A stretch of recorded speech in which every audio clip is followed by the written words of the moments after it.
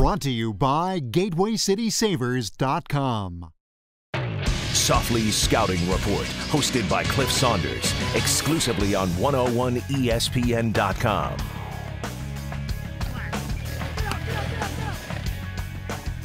Welcome into the Week 15 edition of the Softli Scouting Report right here on 101ESPN.com. Cliff Saunders, 101 ESPN NFL analyst Tony Softli. As always, the Chiefs come into the Edward Jones Dome on Sunday for a noon kick. Tony, Rams come off a 31-13 loss to the Saints. What does that loss tell you about where the Rams are at right now? Well, what it tells me, Cliff, is that they have the right coach in Steve Spagnuolo. It tells me they have the right scheme and the coordinators in place. It tells me that they have the franchise quarterback there. They have the Pro Bowl running back.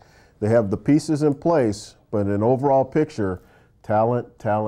They need more talent, and Billy Devaney and those guys will get some more talent in there. They need to surround Bradford with some receivers. We'll talk about building that defense for the long haul. As soon as they do that, they'll be able to compete with those type of teams. You know, when the schedule came out, I don't think many people thought this game was going to be important for both teams. Turns out it is. The Chiefs, 8 wins at the top of the AFC West. Why have they been able to make that big jump from where they were last year to where they are this year? Well, Scott Haley's done a great job. He's not getting enough credit at all about what he's done over there. First, he brings in Coach Haley. Then they draft well. Then they bring in Romeo Cornell and now Charlie Weiss. They draft well again. They're acquiring free agents. They're doing some things to build a championship foundation, and I think it's obvious now with their 8-5 record, people aren't giving them enough credit. This is a fairly good football team. They got a lot of veterans, they got a lot of youth, and they're coming together as a team as a whole. And I think they deserve a little bit more credit than they're getting. The big issue for the Chiefs this week is going to be the quarterback issue. Last week, Matt Castle didn't play, had the appendectomy. They get drilled in San Diego, 31-0. We don't know if it's going to be Castle or if it's going to be Brody Croyle. If it is Brody Croyle, how much does that change their offense? Well, you know what? I really don't think it's going to change their offense at all. It gives them another week of him taking most of the snaps. Now, it's my understanding that Castle threw all the passes. He was in on a lot of the offense during the week.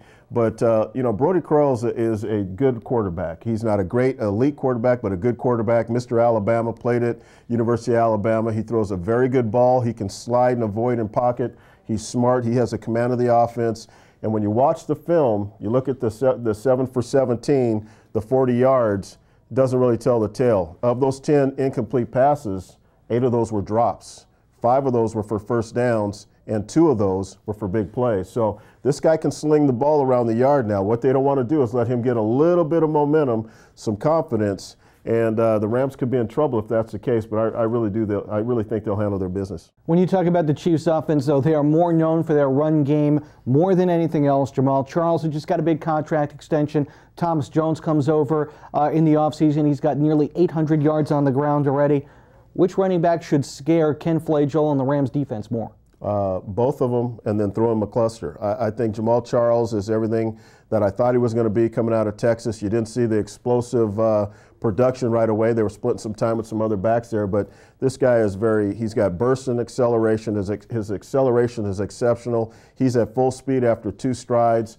He can catch the ball. He's a second leading receiver on this team, and he can even block in the pass protection. They put in Thomas Jones. They don't miss a beat. Here's a guy that's been on several different teams, and wherever he goes, he's productive.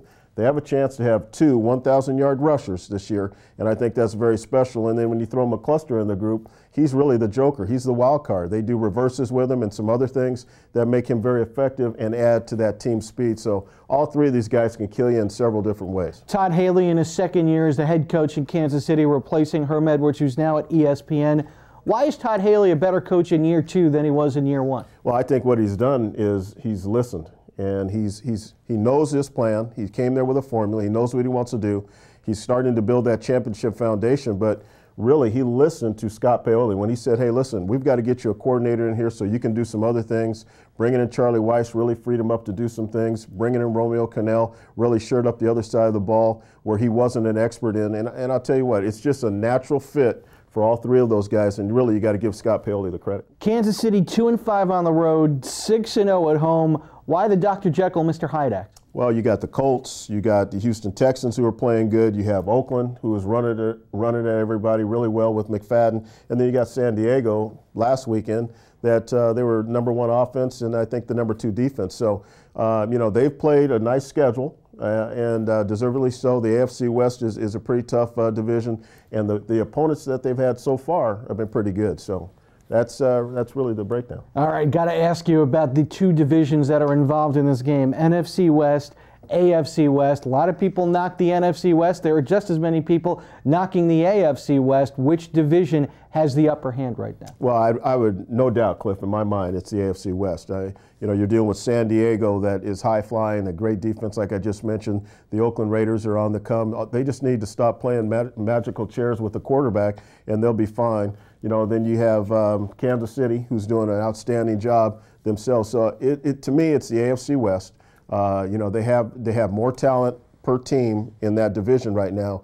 But you know what? The NFC West is on its way. It's on its way back. You're looking at San Francisco, who arguably has the best defense in the division, the NFC West, and possibly in the National Football League. They should be in about the top 5. So Seattle's limping to the finish line. They're hurting right now. Their quarterback isn't playing well, but they have Marshawn Lynch, who I think is a very good running back. And you look at Arizona, now that they've made the switch to Skelton from Fordham, I think they have a chance to do something and build something onto the future. And you know what we're doing here with the Rams. Sam Bradford, Steven Jackson, like I said earlier, get some more weapons around these guys. This is going to be a good division in a couple years, and I think the Rams are going to be leading the league. It'll be the Rams and the Chiefs Sunday at noon at the Edward Jones Dome. Tony will join Randy Carricker and Rick Venturi for the Arby's pregame show at 9 o'clock. The kick at noon with Steve Savart and DeMarco Farr. I'll have the postgame with Jim Hannafin. Tony will join us for Softli's Extra Points on that. For Tony Softli, I'm Cliff Saunders. This has been the Softli Scouting Report on 101ESPN.com.